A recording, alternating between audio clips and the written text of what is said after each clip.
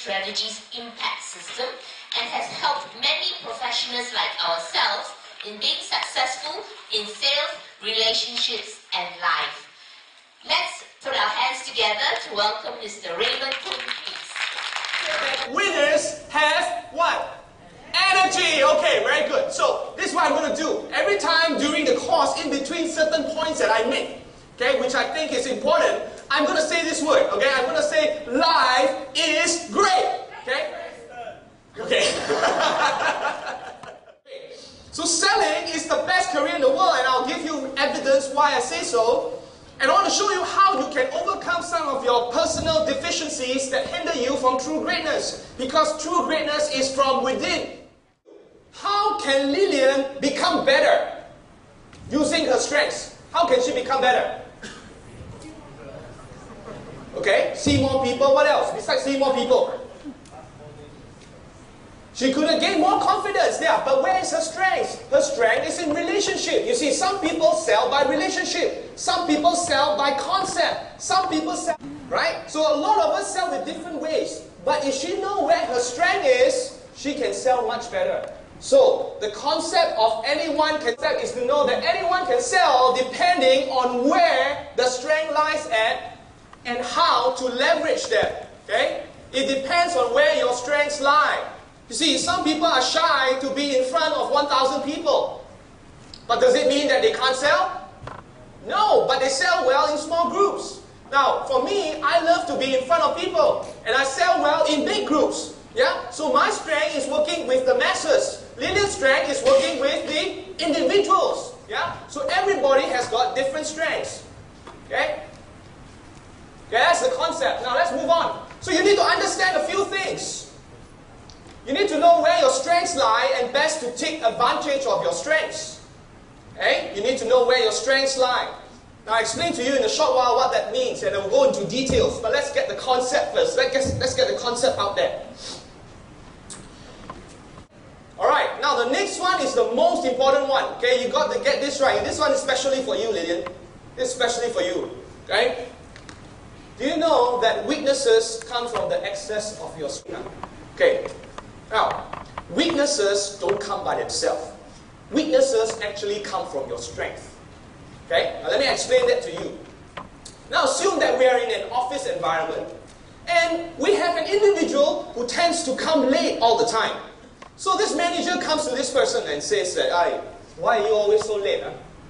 Don't you know that being late is not going to help you be successful? Yeah? It's a very bad habit. Year in, left year out. Now what's going to happen is this. Every time you speak to someone about their weaknesses, this is what happens. Okay? They are going to come up with a defense mechanism, and they're always going to give you an excuse.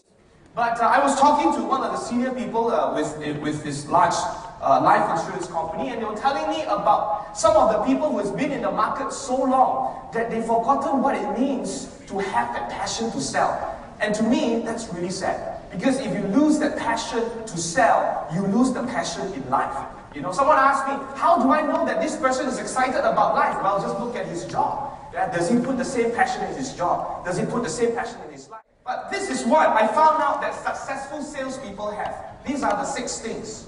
Number 1, they understand the true meaning of success. What does it take to be successful? What do they need to have? What do they need to believe in? Yeah? Second, maintain high levels of positivity. They never get down. They may be put down, but they never get down. They realize that life is like a song, you know? And in a song, there is the high pitch and the low pitch, right? High pitch and low pitch. So high pitch without a low pitch is no harmony. So life is filled with harmony. You conduct self-analysis, right? You're always conducting self-analysis. You're always asking yourself, how can I be better? How can I improve? What else can I do? How can I penetrate the market and have greater market share? And you understand this. You never walk alone. Great salespeople know that they never work alone. Now, on top of that, they always realize that, you know what? In my lifetime, I need to build sustainability. It's not about being great for the first 3 years. It's not about being great for the first 10 years, but it's being great for the rest of your life. And that's what we talk about as sales history maker. And finally, able to adapt well in all situations. Isn't it true? Salespeople need the ability to be able to adapt well in all circumstances, right? Whether it's a tough market, whether it's a tough economy, you want to push forward. You know, it's very interesting as I speak about positivity, it starts to have a very powerful chain effect. And I preach this positivity to my staff, I talk about positivity to my customers, and I realize that while the economy may be tough this year, I look at our books, hey, you know what? We're doing twice the amount of what we're doing last year. So the thing is, can we be adaptable? Absolutely. So the theory that we learn here is very simple. See, in power selling, you are doing this. Helping customers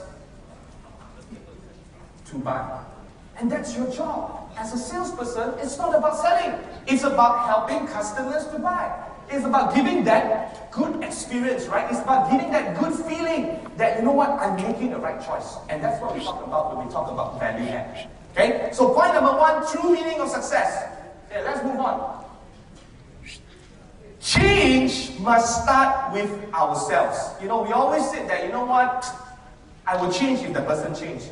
Things will become better if the economy changes. Things become better if Tokyo gives out more bonus. Things become better if Tokyo gives me more incentive. And we always talk about, if someone does something for me, then I will do something, isn't it? And that's a matter of life. But ladies and gentlemen, there are only 3 things that you can do when we talk about change. You know what that is? Number one, if you really want to change, number one, the first thing is change the situation. Number 2, get out of the situation.